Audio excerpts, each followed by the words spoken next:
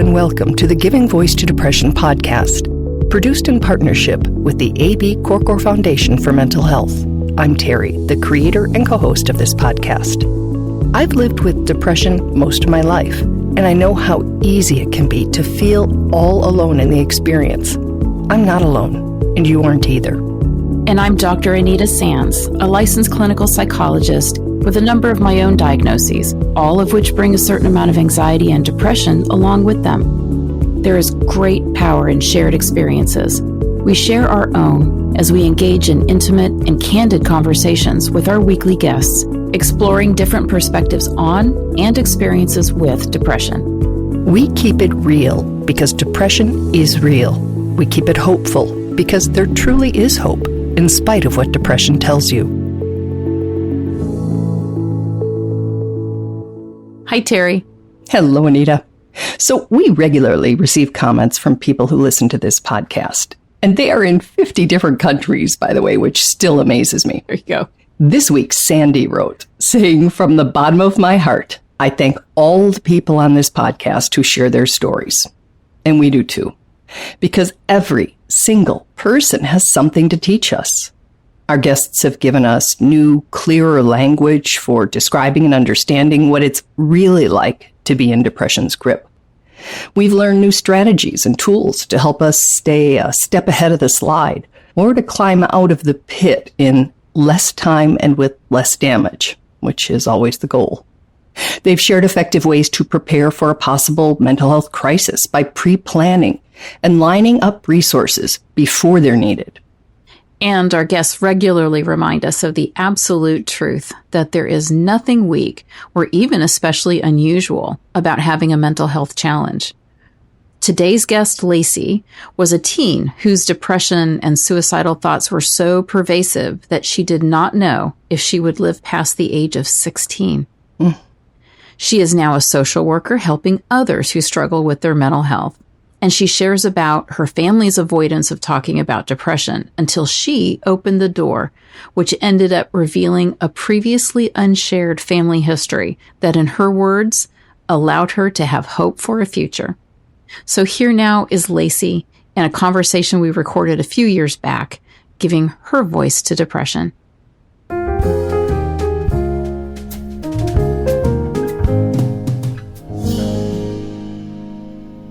First of all, thank you for taking a break on your break to talk to us. And if you don't mind, I'd love to start with you telling us about your 14-year-old self. Oh, yes. 14-year-old Lacey, man, she was so full of spirit and also very scared because I was really lost when I started feeling the symptoms of depression and anxiety. And in fact, I didn't even know what they were really when they were happening to me because mental health was just not talked about in my home. It wasn't that it was shamed, but it was more of just that my parents didn't have the tools to talk about those kinds of things. And Lacey describes her childhood as stable and secure, with none of the so-called big T traumas. So when she started experiencing symptoms of mental health disorders, her mother and her friends were really confused. So before 14, I was very energetic. I was very outgoing. I was an extrovert. And then those symptoms hit and I was a completely different person. I turned into an introvert. I stayed in my room all day, every day, just leaving to go to school. And my friends were very confused because they loved me for my extroverted self. And I was getting questions from my friends like, why are you acting so strange? Why are you doing this? Why are you doing that? They couldn't understand either. To try to gain some understanding, Lacey sought professional help. So what symptoms or situations brought you to a therapist's office at that time? I would say it was the uncontrollable crying about everything. I was always a highly sensitive person. I still am, and I'm very proud of my highly sensitive person label. But back then it wasn't just that I was sensitive. It was that I was crying about things that were happy. I was crying about things that were anger inducing. I was crying when nothing was happening. And so that was the most concerning thing to me. To Lacey, but others saw it differently. My mom would tell you that the most concerning symptoms were that I stopped eating. I would say I was also diagnosed with bulimia at that time. It was just another symptom of the depression that I was going through. So my mom would tell you that my symptoms look like me not eating, me having no expression on my face, me pulling away from everyone in my life. And because I didn't have anything that really like in my environment that was triggering this, none of it made sense. My moods never made sense. If the sound of someone nodding their head while listening to a podcast was audible, we suspect we'd hear a lot of it right now. Because people with depression know our moods often don't make sense. That's one of the things that makes them so hard to explain and experience. And so I had known no one in my life at that point that had actually gone into therapy. So it was a very, very terrifying experience for me. And no adult had ever asked me how I was or asked me to describe my depression. Before that, it was that everyone was avoiding asking me that. So it was a very opposite experience to what I was experiencing before going into therapy. It was very life-changing for me. Life-changing, she says, to have someone listen, understand, and validate what's going on in your mind and body.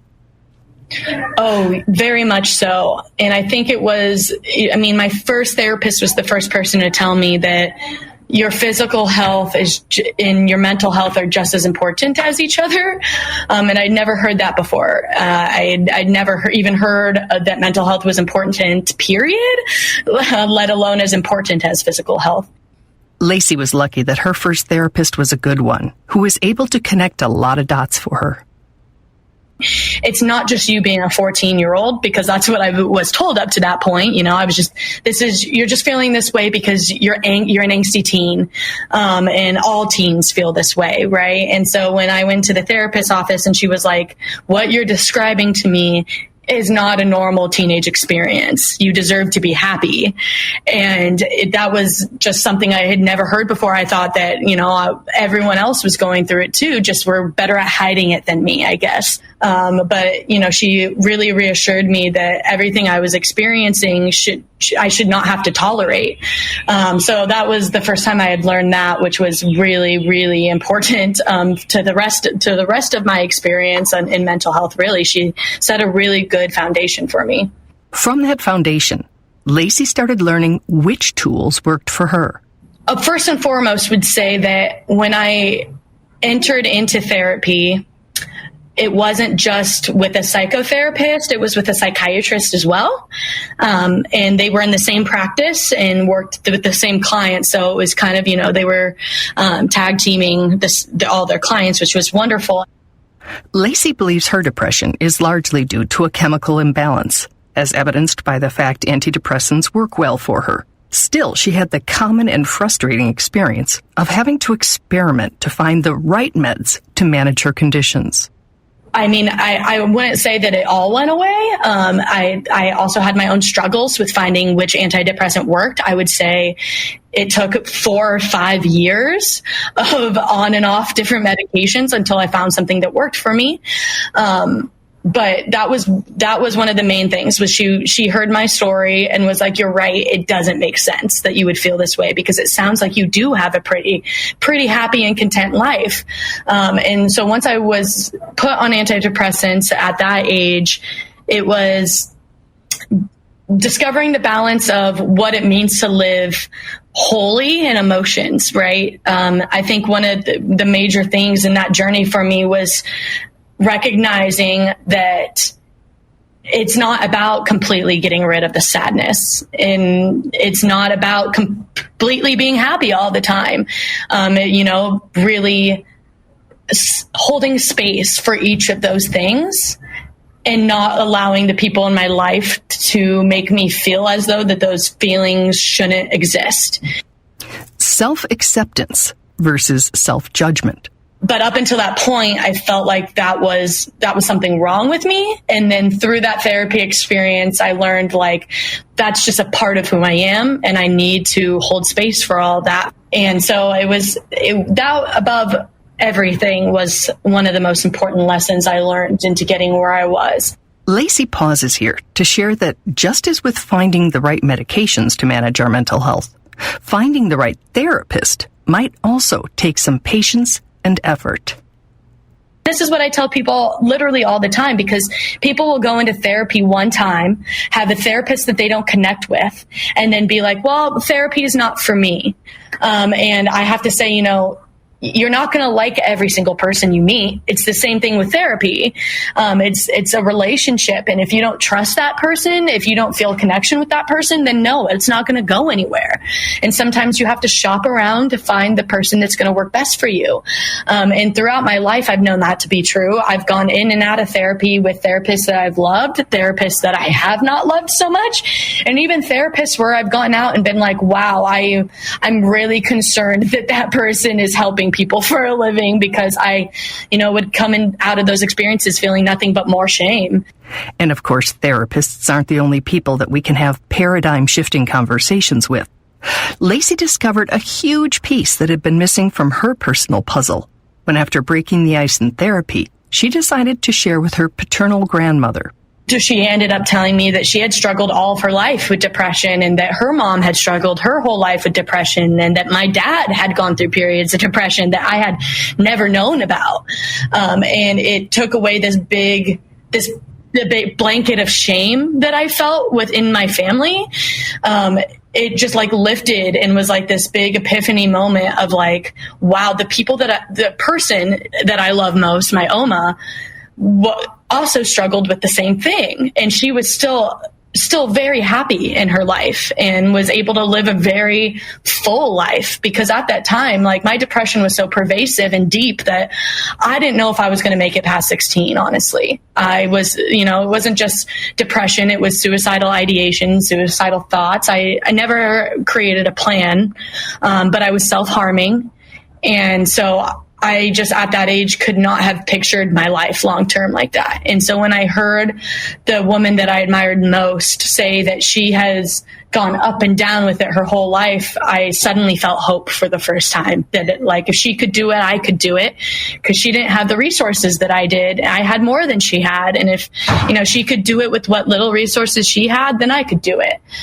So that was the beginning of hope for me, I believe. The beginning of hope. Learning that it's not your fault you have depression, and that others with it are leading full and good lives, even people in our own circles or families who we admire and trust. Something we learn only by speaking openly and shamelessly, as Lacey now does as a social worker. From working the jobs that I've worked, I have discovered that vulnerability is the most precious thing that humans have, and is the easiest and best way to connect with others, and that it's very little of time that it's been a negative thing for me. The good with vulnerability has vastly outweighed the negative. So I just can't imagine ever going back to a place where I wouldn't want to share. Those jobs have included working as a substance abuse counselor, providing on-site services for people with severe mental illness, and now as a social worker for people who are homeless. And we wondered what Lacey has learned about the sometimes fine line between being mentally healthy and mentally unwell. I just wonder what you know, because you've been both places, as opposed to somebody who's only been a therapist or somebody who's only been a patient. That's a fascinating question.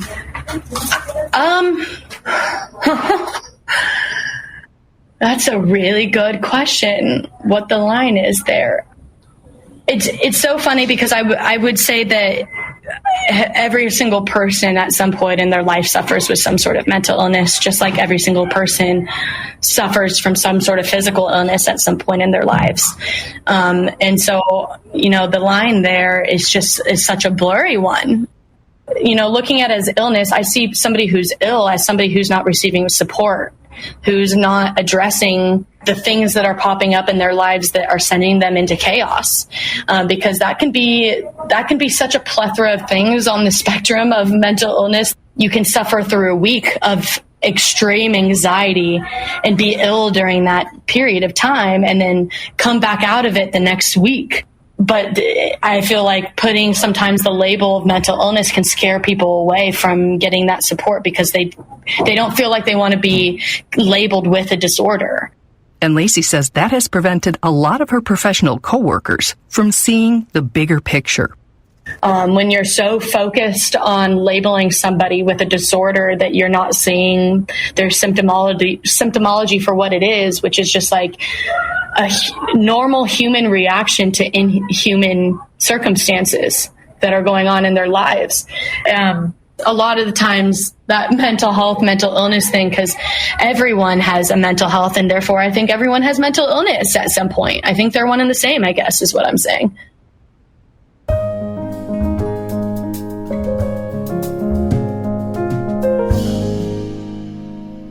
So, Terry, I love Lacey, and I was really, really so struck by what happened when her grandmother shared her personal history of depression and then the family history of depression with her. Right.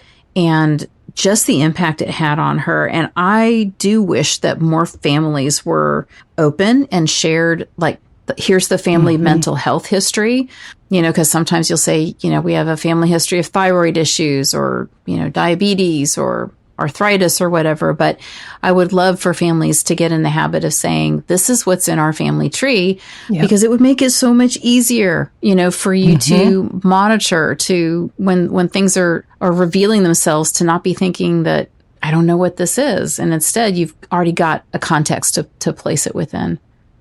And I think there'd be less shame, right? Oh, because yes. you'd think, oh, this is in my family. Now I have this. Apparently I have high cholesterol. I eat well, I exercise, whatever, but because of my genetics, I have this. And you don't blame yourself for it, which you can. Yes. Yeah. No shame, no blame, I think has much more of a chance of happening if people were sharing. Absolutely.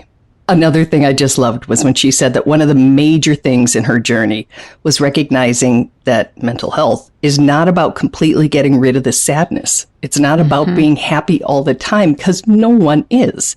And all our emotions are on a spectrum, and Lord knows we can get pretty stuck on the dark end. But even within that, there's variation. Absolutely. And, that's something I think as a therapist that I get very clear in talking with clients about, in terms of like, well, what's the goal? And it's not to be happy. It's not to be happy, certainly not happy all the time. And instead we, and I know other guests have talked about a goal of reaching contentment, which is being okay with whatever is in the moment, and being able to know what to, how to manage it, if it's a wonderful moment, to enjoy it. If it's a tough moment, how do I cope with it? So contentment over happiness as a goal, I think is really good. I'm surprised how often the word joy is used, when you define like anhedonia, and it's an inability to experience joy. And I think, joy? That sounds like such a high bar to me, because even when I'm not depressed, I wouldn't use the word. It's like, oh, today was joyous. I ever. That just seems huge. So I'm kind of surprised. No, I think moments of joy. Yeah, moments of joy, I think, are normal. And I think a lot of people maybe think there's something wrong with them because, like you said, even on a good day, you're like, I didn't experience joy today. We're not supposed to. Joy really is one of those things that comes in tiny little moments here and there. So again, happiness and joy, not meant to be constant states, and not even meant to be something that we experience every single day. So again, that sense of, it was an okay day, and I can be okay with that. That's contentment. That's doesn't have to be a ding on you if you weren't happy today, much less joyful. Oh, and not even an okay day. I mean, there are days it's okay to have gotten through the day. Oh, yes. And I have those with some regularity, and I'm so grateful when they end and I can go back to bed. But that's okay. Of course we want to feel better. Of course we want to be something approaching happy. But I like your word content, because I can be content with an incredibly below average day if I got through it and it ended, Yes, absolutely. Yeah. Well, we get the treat of having Lacey back next week, too. So This was more about her family story and her background with mental health issues. And then she sort of pivoted during our conversation and started talking about what she has learned helping people step through their recovery from various conditions. And it is also a very interesting conversation, and I hope you'll join us for it next week. Yeah. Speaking of inviting, we not only invite you to listen next week, but we want to invite you to our Facebook community. If you're on Facebook, just look for Giving Voice to Depression. And if you ever have a comment about an episode, or recently we've been getting a fair amount of people telling us episodes that they would like us to do in the future, you can go to our website, givingvoicetodepression.com, and you'll see a red record button and click it. And you can send us basically a voicemail and I'll respond. We'd love to hear from you.